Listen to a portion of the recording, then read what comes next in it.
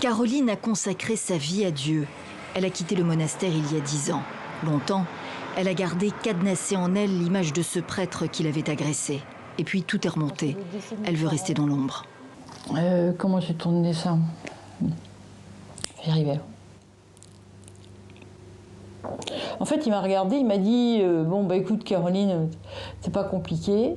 Donc, il a mis ses mains sur mes seins. Il m'a dit là, tu es guérie. Alors, je raconte même pas ce que j'ai vécu, hein, là déjà. Puis après, il a mis ses mains entre mes cuisses, quoi. Elle a alors 22 ans. J'étais tellement sidérée que je n'ai même pas pu répondre. Et cet homme m'a fait plonger dans une fange terrible. Pendant des années, j'ai vécu comme une vie parallèle à la mienne.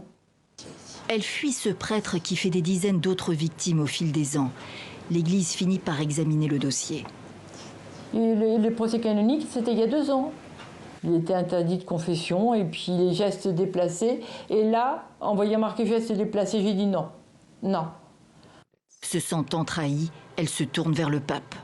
Sensible à votre démarche, le Saint-Père vous assure de sa prière. Il tient à vous exprimer sa profonde tristesse et sa grande peine pour l'agression dont vous avez été victime de la part d'un prêtre et pour les violences que vous avez subies durant votre adolescence. Pour moi, ça c'est très touchant, quoi. Un réconfort moral et c'est tout.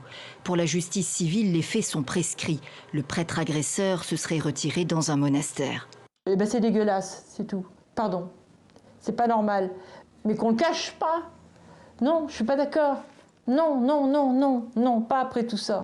Caroline vit aujourd'hui d'une pension d'invalidité, le dos en vrac, comme elle dit, à la mesure de sa souffrance morale.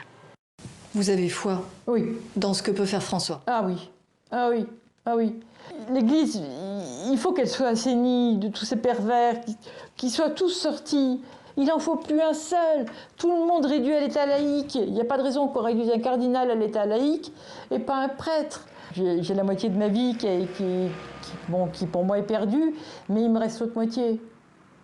L'écoute des victimes, c'est une des activités de Véronique Margron, une sœur dominicaine. Moi, il m'arrive d'avoir des confidences, mais de femmes de 80, 90 ans. Donc vous imaginez, qui n'ont jamais parlé à personne. Hein, comme de déposer un fardeau avant de mourir, quoi, hein, d'enfin se libérer de cette sorte de tombe à l'intérieur. Ça, c'est quelque chose d'assez particulier, je pense, à l'Église.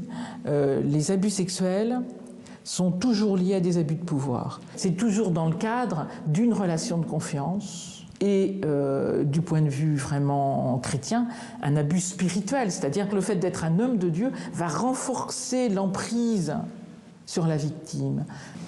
Un double crime, en somme. Oui, oui. Enfin, si on peut dire, on ne sait plus très bien comment il faut s'arrêter dans l'échelle du scandale et du malheur et du crime, mais oui. Combien de victimes? Nul ne le sait, mais tout laisse penser que ces crimes ont eu lieu partout dans le monde, ajoute la sœur. L'Afrique, l'Amérique latine, l'Asie seraient particulièrement touchées.